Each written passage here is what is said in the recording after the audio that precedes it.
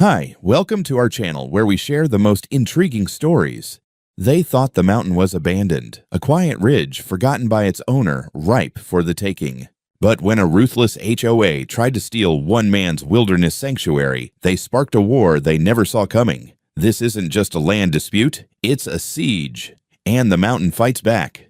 They say solitude changes a man. I wouldn't know about that. I've always preferred it that way. After 20 years of VC meetings, code reviews, and empty lunchboxes and glass offices, I built something that finally felt like mine. A hand-built cabin perched high in the San Juan Mountains on a piece of Colorado wilderness that I bought. Outright, 180 acres of forest, ridgelines, and silence. No HOA newsletters, no noise complaints, no passive-aggressive meetings about fence colors. I called it The Ridge, but legally, it was just Parcel 742C. To me, though, it was the place where I could feel my lungs again. The cabin was off-grid, solar-powered, fully insulated, and fed by a self-dug well that hadn't frozen once in 5 winters. I'd put everything into it. Every joist, every bolt, every foot of conduit I ran under the floorboards while cursing at the altitude. It wasn't luxury. Hell, no plumbing in the bathroom, just a compost toilet and a shower rig, but it was mine. I visited once a month, usually for hunting, or to split wood and recalibrate the batteries. The rest of the time, it watched the ridgeline alone. 2 months. That's how long I'd been gone this time. A contract came through back in California, some consulting job with a former client who wouldn't take no for an answer, and then a mechanical failure in the Land Cruiser. Between the delays and an early snow, I figured, what's the rush? The ridge wasn't going anywhere. I was dead wrong. It started with a ping from my security system. I was drinking coffee at home, scrolling through emails about AI patent disputes, when my satellite uplink chirped. Motion detected at the ridge. Multiple zones. The feed stuttered. Static. Then it cut out. That had never happened. Not in 5 years. I tried to remote into the storage array. No signal. Pinged the uplink again. Offline. That's when my gut twisted. I knew the tech. I built the system. Someone didn't just walk in front of a camera. Someone shut it down. By noon, I'd thrown a bag in the back of a rental truck, Chevy, decent tires, and I was hauling ass out of Durango with 3 protein bars, a 9mm Glock in the glove box, and enough caffeine in my blood to skip sleep for 2 days. I took the long road up, Highway 160, to a Forest Service route that led to a turnoff barely anyone knew. My private road was never paved, but I kept it cleared. Except this time, halfway up the slope, I saw brake lights, a goddamn barricade. 2 pickup trucks were parked side by side, nose in, blocking the road. Orange reflective barrels flanked them, along with what looked like a custom-made sign. Aspen Creek HOA Recreational Access Point, members only. You've got to be kidding me. I killed the engine and stepped out, the cold mountain air slapping me in the face. A man in dark tactical gear stepped forward. Not police, not military. Private security with the Aspen Creek HOA logo stitched onto his vest like this was some suburban militia cosplay. Another guy stood behind him, hand on a holstered sidearm. Real enough. Sir, this is a restricted access point, the front one said. HOA property, please turn around. I blinked. This is private land. Not according to our jurisdiction, he replied without missing a beat. This is a recreational zone designated by the Aspen Creek HOA. Entry restricted to residents and their guests. I laughed. I couldn't help it. Buddy, I've owned this land since you were probably taking your SATs. Parcel 742C. I've got the deed framed above the fireplace. You're standing on my road. Sir, we were instructed not to allow access. If you'd like to file a complaint, you can speak with HOA management during business hours. I narrowed my eyes. Who gave that instruction? He hesitated. Director Woods. Oh-ho. There it was. The name. I'd heard of him in passing, a retired logistics officer who took HOA management a little too seriously in the development down the hill. I never paid him much attention. Why would I? His HOA had nothing to do with my land. I turned without another word, heart pounding now. I didn't need a fight. Not here, not yet. Let them think they'd won.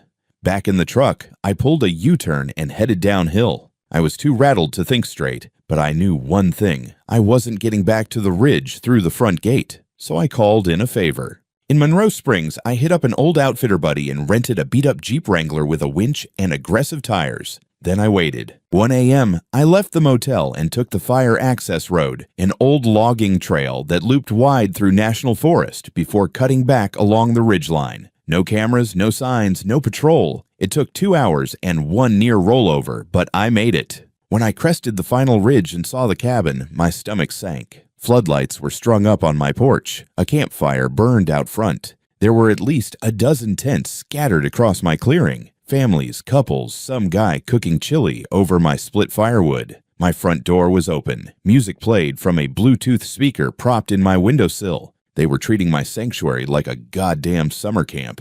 I didn't move. I just sat there in the dark, engine off, hands on the wheel, letting the rage simmer beneath my ribs like a second heartbeat. They thought I was gone. They thought this place was abandoned. They were about to find out just how wrong they were. I didn't sleep that night, just sat in the dark Jeep, parked under a stand of ponderosa pines a few hundred yards above the cabin, watching them. Binoculars in one hand, Glock in the other. I wasn't paranoid, I was prepared. The kind of prepared you get after a lifetime in Silicon Valley watching good people get eaten alive by boardroom hyenas. Those bastards wore suits. These wore hiking boots and Patagonia fleeces. Same smell. By 4 a.m., most of the camp was quiet, except for one guy still snoring on my porch swing. I waited another hour, then drove the Jeep off-trail around the east side of the ridge, hidden behind a bluff. Hiked the last quarter mile in silence, navigating by memory, heart racing. Every crunch of ice beneath my boots sounded like a gunshot. But no one saw me. These weren't trained invaders, just smug suburbanites playing colonizer. The back door was unlocked. Of course it was. I stepped into my cabin and felt my stomach twist. Mud everywhere. Smell of burnt wood and beer. The table I'd hand-sanded for weeks was covered in hot sauce stains and someone's sad attempt at carving initials. My grandfather's hunting rifle was gone from the mantel. The books, wet, scattered. A child's crayon drawing taped to the refrigerator. Aspen Creek Nature Cabin. There was a marshmallow stuck to my solar control panel. Just fused there, like some sugary badge of occupation. I powered up my laptop, miraculously still there in the gun safe, and pulled footage from the hardwired backup drives. Thank God I built redundancy. Over the next hour, I watched my fury sharpen into something colder. Timestamp. 3 weeks ago. A convoy of HOA trucks rolled up the road. 6 men in uniform stepped out, cut the chain at my gate, and installed a sign that said, HOA Recreation Zone, Aspen Creek Trail Access. They walked straight up to the cabin. The lead guy, short, thick-necked, probably ex-military, gestured at the door, then smashed the lock with a crowbar. 2 others followed him inside. They all laughed. Timestamp. 1 week later. Families arriving, setting up tents. One woman hung fairy lights from my trees. Another tried to turn my shed into a wellness yurt. There was a guy who lit a fire pit less than 6 feet from my propane tank. I had all the footage I needed, and a growing need to see someone in handcuffs. By 8 a.m., I'd radioed the county sheriff's office. Luckily, the signal booster still worked.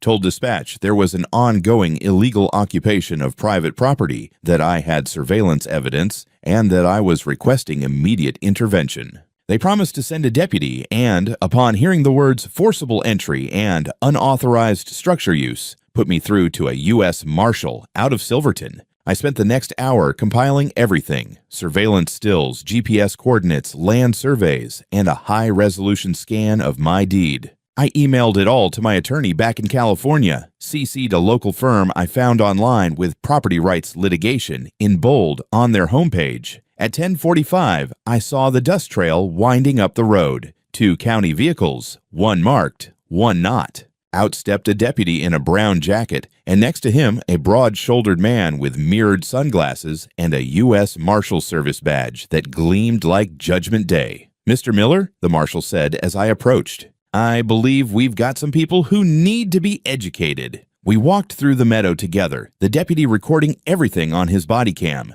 We didn't have to knock. The first camper spotted us and called out, "Is this about the parking permits?" I nearly laughed. Marshal Rivers stepped onto the porch like he owned it, raised his voice, and said, "This property is under federal protection pending investigation into unlawful occupation and destruction of private assets. All non-authorized individuals must evacuate immediately." The response was exactly what you'd expect when you tell 30 HOA residents their luxury weekend getaway is actually a federal crime scene. Some tried to argue. One guy claimed it was communal land. Another woman pulled out a printed email from Director Woods saying the HOA had obtained temporary recreational jurisdiction. I took that copy, scanned it, and forwarded it to my lawyer. The marshal wasn't having it. He pointed at my survey map laid out on the tailgate of his truck, clearly marking Parcel 742C in my name. Ma'am, he told one particularly mouthy camper, you're not standing on parkland. You're standing on Mr. Miller's bedroom rug. By early afternoon, the site was cleared. Everyone was told to vacate. Some didn't go quietly. One guy tried to argue that his kids had already bonded with the wildlife. The deputy threatened trespassing charges. That helped. I stood near the fire pit and watched them file out like ants fleeing a kicked-over hill. Tents in arms, coolers banging. One guy tried to take the porch swing. I made him put it down. Then I walked inside. My home. Trashed, violated, but mine again. I sat in the corner with my laptop, began uploading footage to a secure cloud server, and titled the folder Aspen Creek Invasion Phase 1. This was far from over, but now I had names, faces, timestamps, and the law on my side. Let them come. 2 days after the eviction, I was back in town, sitting across from a sharp-jawed lawyer named Marcus Lowell, who looked like the kind of guy that sued oil companies for sport. His office was in a glass and brick building off Main Street in Silverton, with enough degrees on the wall to make Harvard blush. I handed him a hard drive, a folder of survey maps, and a USB stick labeled Marshmallow Occupation Full Cut. He plugged it all in and watched in silence. HOA security breaking locks, campers dragging coolers, children drawing murals on my front door. When the video ended, he leaned back and said, "You've got them by the balls. Now let's make them feel it." We filed an emergency injunction to freeze any claim of recreational access on Parcel 742C. The county clerk processed it in under an hour. That's when Marcus asked, "Did you know they filed for administrative reassignment of your land?" I stared at him. "Come again?" He turned his monitor toward me. On the screen, a scanned document stamped 3 weeks prior. Aspen Creek HOA had filed a formal application for community use reclassification through a state-level program I'd never even heard of, Public Servitude Initiative Section 7.14b. The kind of bureaucratic weapon designed for reclaiming genuinely abandoned lots, flood zones, old mining claims. Not a fully functional deeded lived-in cabin with working Wi-Fi. They were trying to steal my land on paper. We traced the application to the county zoning office. Guess who signed the initial review? A guy named Robert Lakewood, board member of the County Development Commission and, drumroll, golfing buddy of HOA President Alden Woods. It clicked into place like a loaded chamber.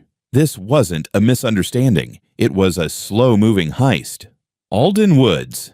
I hadn't met him yet, but the name carried weight in Monroe Springs like a storm warning. Retired Army logistics officer, ran the Aspen Creek HOA like a forward operating base. Everyone called him the Colonel, even though he was technically just a civilian now. Man loved order, probably labeled his cereal. Turns out 3 months ago, he'd pitched a plan to revitalize underused Highland property in front of the Aspen Creek Board, claimed it would create low-impact recreational zones for HOA members, funded by increased dues and private donors. He even produced mock-up maps that included my cabin as a Phase 1 lodge site. That's when I realized he knew it was my land. They all did. And they were gambling that if I didn't show up, if the place looked abandoned long enough, they could bulldoze paperwork through the back channels and claim it under the radar. Too bad I came back. Marcus brought in backup, Jane Rivers, a former district prosecutor who left government because she wanted to shoot back legally. Now she specialized in property defense and was grinning like a wolf. She took one look at the HOA's claim and said, "This smells like backroom sweat and bourbon. Let's burn it down." While the legal team started tearing into the county's servitude petition, I went back to the ridge to secure the place properly. Reinforced the gate, welded new hinges, installed infrared tripwires and a live-streaming drone system I'd built as a hobby years ago. If anyone so much as blinked at my pine cones, I'd see it in 4K. I also reached out to Sarah Chen, a journalist from the Durango Daily Sun who'd once covered a corporate land grab in Telluride. I sent her a tip, a few clips from the security footage, and one line. "Ever seen a homeowner association commit land fraud?"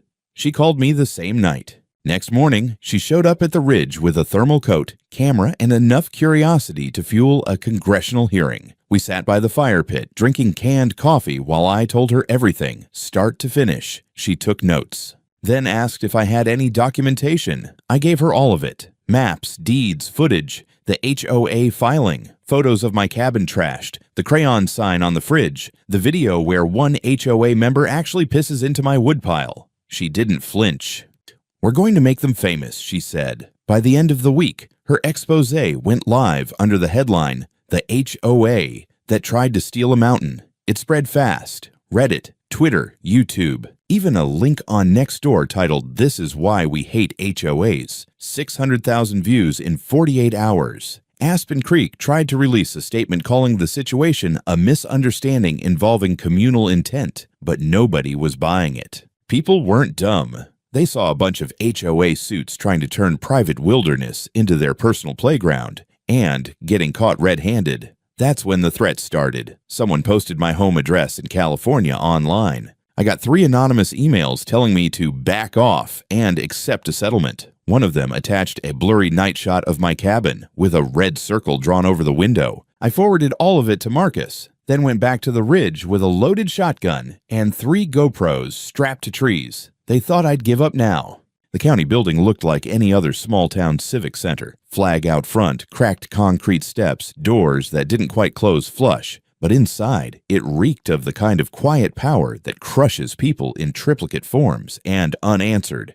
Emails. Marcus and I were seated outside the zoning board chamber, waiting for the closed-door review to end. My emergency appeal to revoke the HOA's servitude petition was under consideration, which was bureaucrat for, "We're stalling while our buddies scramble." "Let me do the talking," Marcus said. "I wasn't planning to flip a table," I replied. He looked at me. "Don't. That's what they want." Inside the chamber, 5 county officials sat in a semicircle behind a long desk. At the center, Chairman Dale Bake, a former real estate developer with a neck wider than his head. To his left, Robert Lakewood, the HOA's golden boy. And next to him, Janine Walters, who hadn't said a word in any public meetings, but whose husband worked for the Aspen Creek Architectural Committee. A rigged table, start to finish. Marcus presented our case. Property deed, security footage, records of active use, confirmation that the parcel had never been listed as tax delinquent or abandoned. Everything was by the book. Then Lakewood piped up, asking whether the footage had been manipulated, implying I'd staged a federal officer's involvement just to block the HOA. Marcus stared at him like he'd asked if gravity was optional. "Are you suggesting my client fabricated a visit from a U.S. Marshal, which is verifiably logged with dispatch and backed by both federal and local records?" Lakewood backed off, but the tone was set. They delayed the vote, claimed they needed further review, claimed some of the land markings were ambiguous, claimed there was precedent for shifting land into community access if the private owner hadn't made visible investment.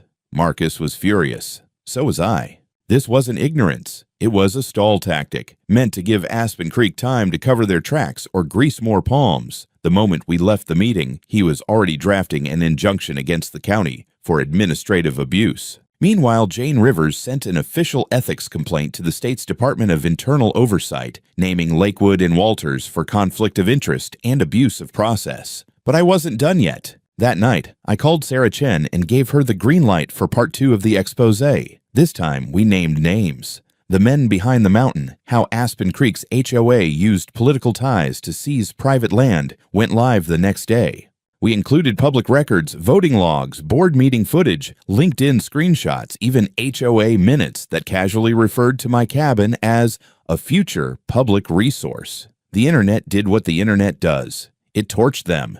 Lakewood's Yelp business page was flooded. Walter's husband got asked why his wife was trying to communize Colorado. Someone turned Alden Woods into a meme, General HOA, complete with fake medals shaped like noise complaints. But not everyone was laughing. That night, my email got hit with a phishing attack. Then the drone feed from my cabin glitched. One of the cameras was physically knocked out. I checked the timestamp, 3:36 a.m. Someone had been there. Next morning, I found fresh boot prints outside the cabin. I didn't call the cops. I called Ray Diaz, a former Army recon vet I knew from a side project years ago, Tactical training simulations for drone defense. Ray didn't ask questions. He just said, "I'll bring 2 guys.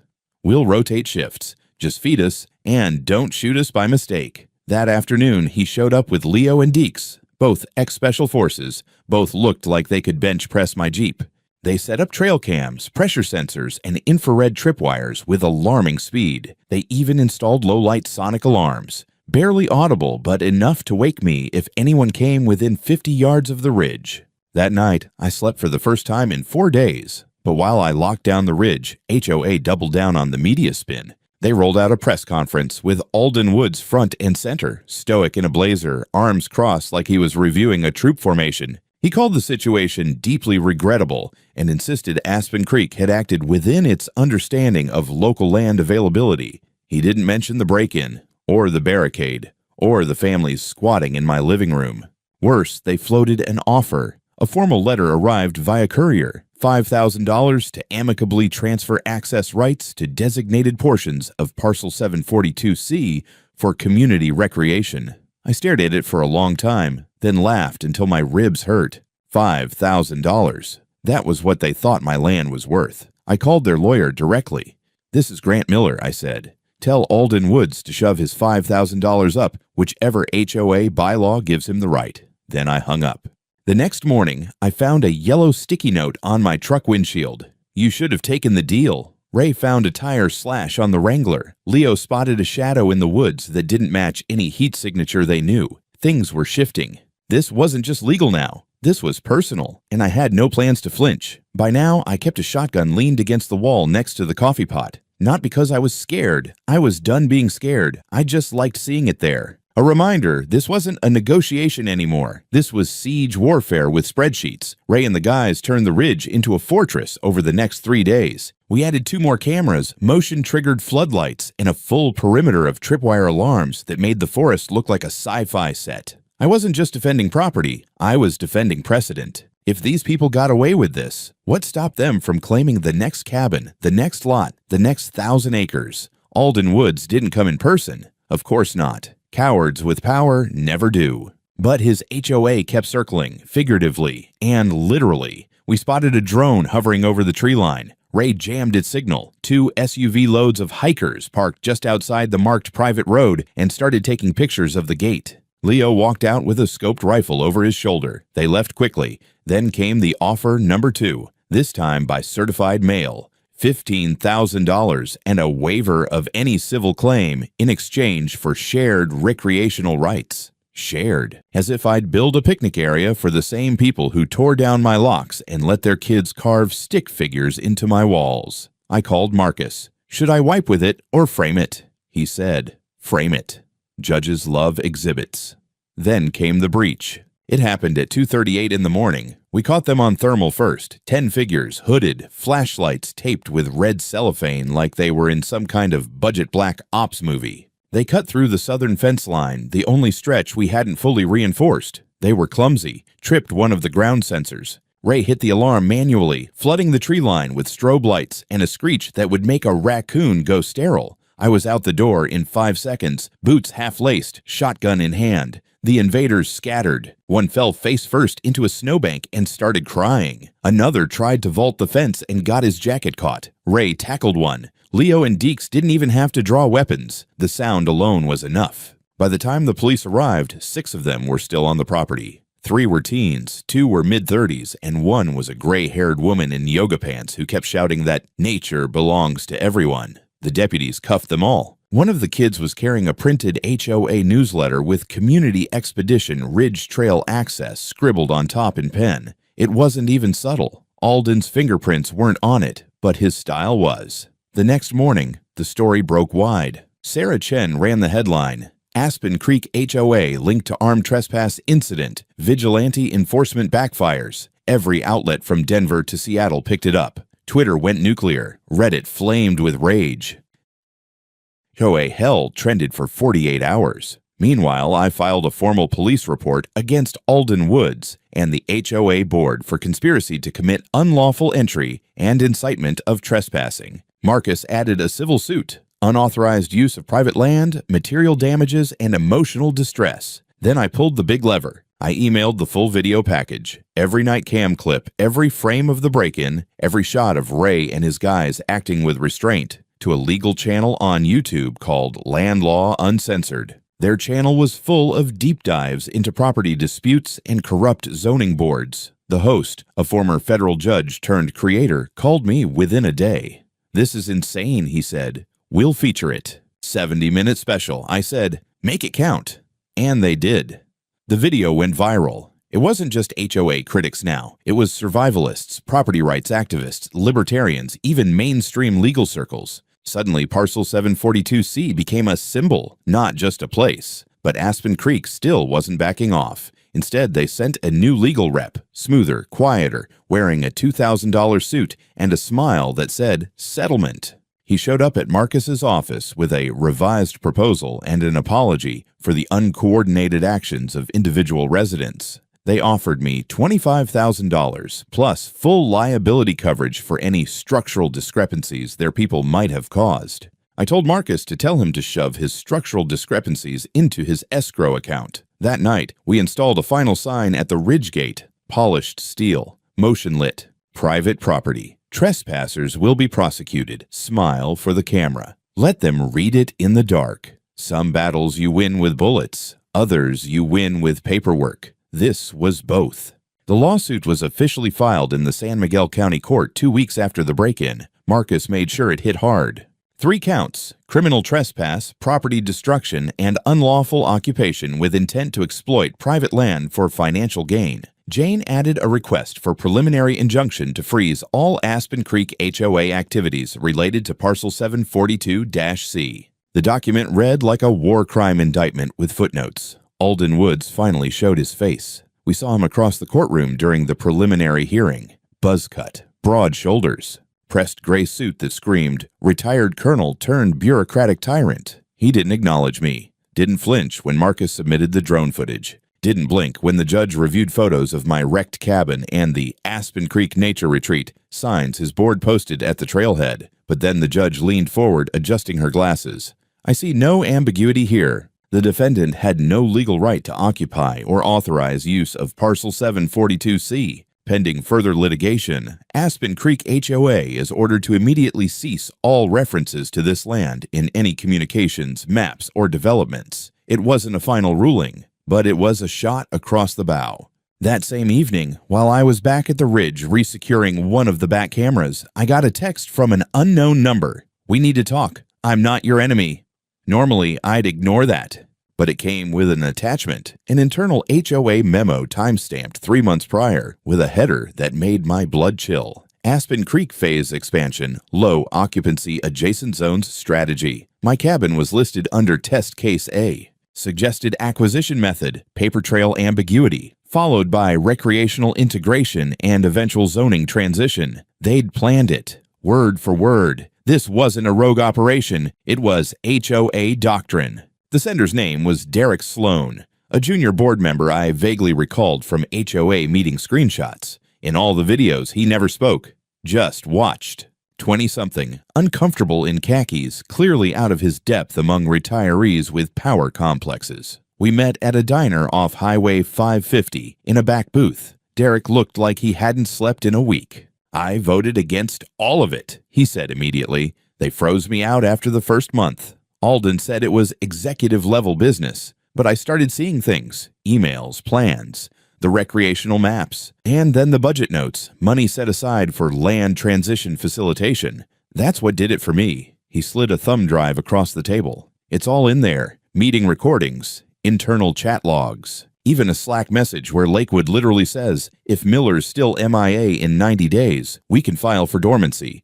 I stared at the drive. "Why are you giving me this?" "Because I bought into a nice neighborhood, not a hostile takeover." I didn't trust him completely, but the data was gold. Marcus and Jane nearly high-fived in court when they saw it. We filed an amended motion the next day, attempted zoning fraud through administrative manipulation, complete with direct quotes, timelines, and internal communication. The judge scheduled a full evidentiary hearing.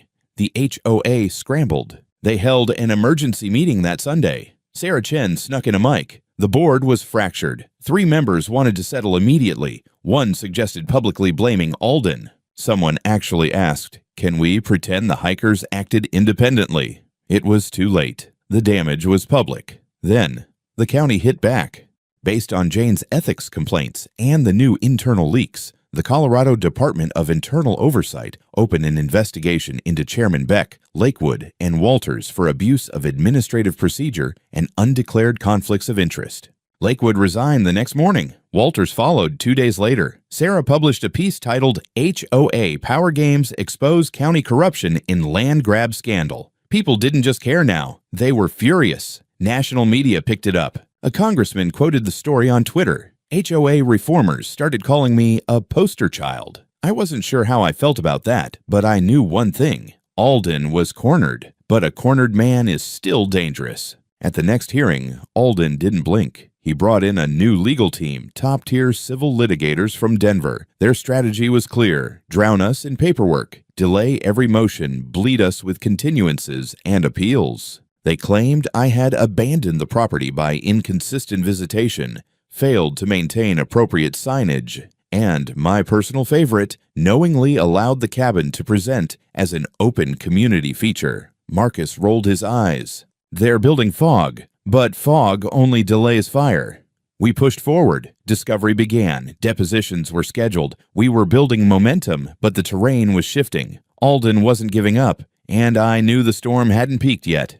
The first time I saw Alden Woods truly rattled, he wasn't yelling. He was silent. It was during the pre-trial deposition. We were in a neutral conference room in Montrose. Neutral table, neutral lighting, neutral coffee. But the tension felt like a tripwire. Alden sat across from Marcus and Jane, surrounded by his Denver lawyers, stiff-backed and stone-faced. I watched from a separate room via video feed, per court order. "Mr. Woods," Marcus said evenly, "did you authorize Aspen Creek HOA security personnel to enter Parcel 742C on August 12th? "I authorized perimeter review," Alden replied, eyes forward. There was reason to believe the land had transitioned to public jurisdiction under Colorado Statute 7414B. "And were you aware the land in question was under active deed, maintained and visited monthly, with installed surveillance and power systems?" A pause. "That information was not fully verified at the time."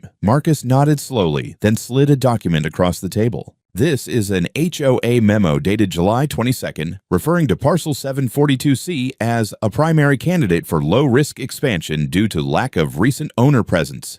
Does that sound like verification to you?" Alden didn't answer. Then Jane leaned forward, calm but sharp. "You served 23 years in military logistics, Mr. Woods. You're a man who values chain of command, operational clarity, and order. How do you reconcile that with authorizing an operation that involved unauthorized entry, unlawful occupation, and a fabricated signage plan?" For a moment, something flickered behind his eyes. Then he said, "You don't understand what disorder looks like. I've seen what happens when no one takes charge. We kept people safe. We gave them structure. That's when I realized this wasn't just about control. It was about trauma.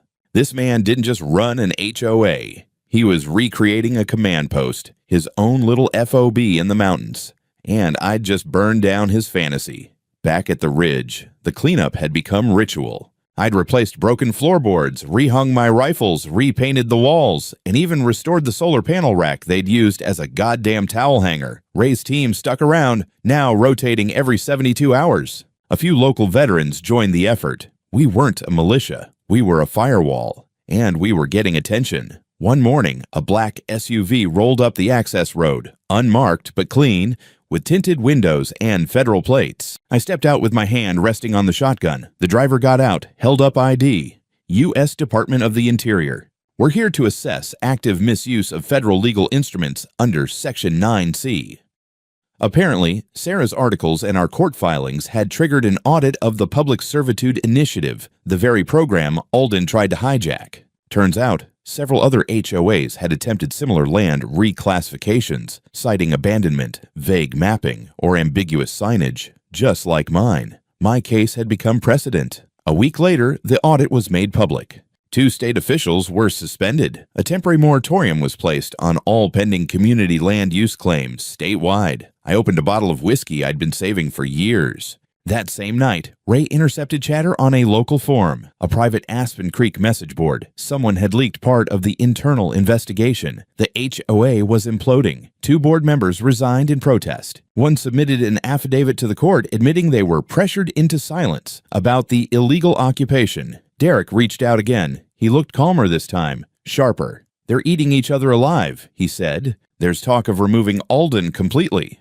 "Voluntarily?" I asked. He shook his head. "Not exactly." A week before the trial, the HOA held an emergency vote. Sarah got audio.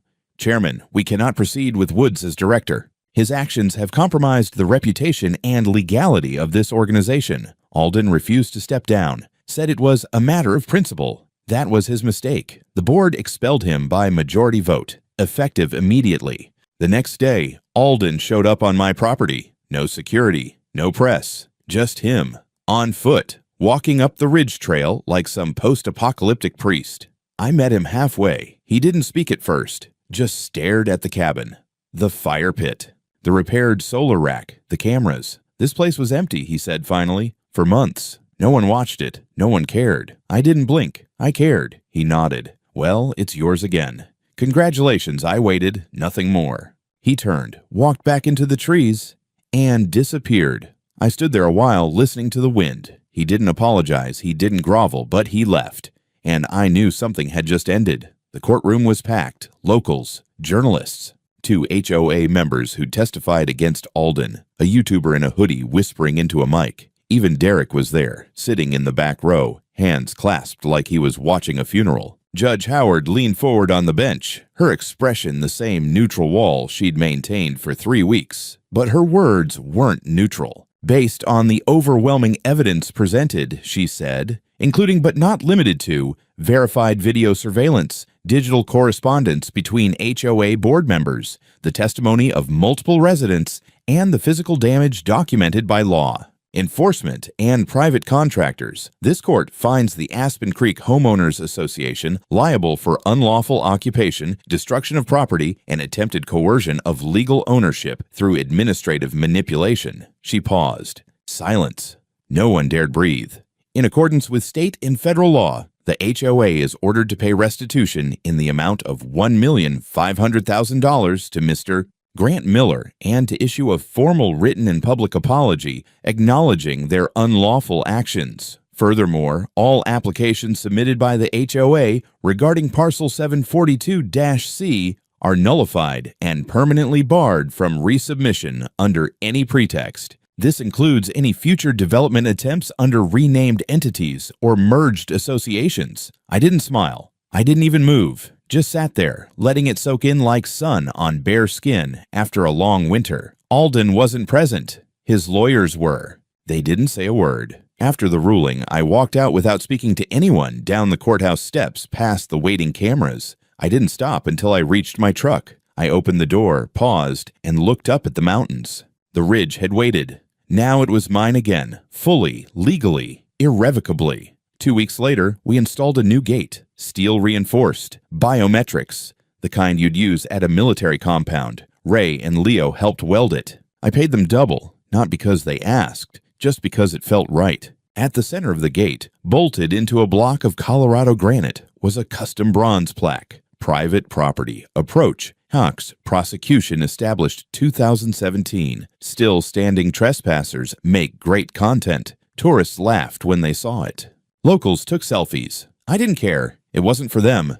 It was for me. I turned the old barricade site, the place where they'd first put up that ridiculous Aspen Creek recreational access sign, into a fire pit. Built a circle of stones, added benches, set a cast iron kettle above it. On the largest boulder nearby, I carved 2 words, Folly Eternal, a reminder. That fall, I invited friends up, old engineering buddies, a few of Ray's crew, Sarah, even Derek. We drank bourbon, grilled elk, and watched the sunset over the tree line. Someone brought a guitar. For the first time in years, I didn't flinch when a branch snapped in the woods. My cabin is still mine, not because a judge said so, but because I fought, because I showed up. And if there's one thing people like Alden Woods can never understand, it's this. Sometimes the mountain fights back.